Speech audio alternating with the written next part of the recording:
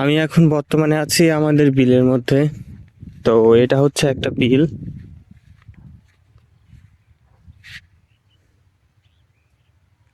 দেখতে পাচ্ছেন চারদিকে।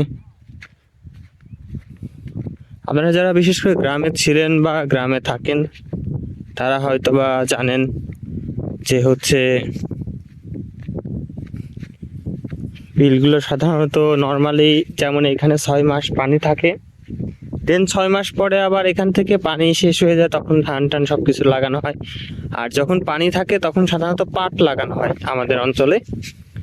এখন পাটটা কেন লাগানো হয়, যেহেতু পাটটা মোটামুটি বড় এবং যেহেতু পাট বেশ লম্বা হয় এই জন্য আর কি পাটটা লাগানো হয়। বাট নর্মালি হচ্ছে আপনার যখন শুকনো থাকে তখন ধান আর পেঁয়াজ লাগানো হয়।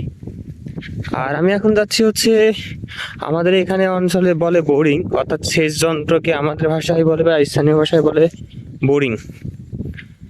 তো বোরিং এর এখানে যাচ্ছি, পানি দেখি কোনো লোকজন আছে কিনা। সাধারণত আগে হচ্ছে এটা স্যালো মেশিন দিয়ে, যেগুলো ইঞ্জিন চালিত ডিজেল চালিত ইঞ্জিন ছিল সেগুলো দিয়ে করা হতো।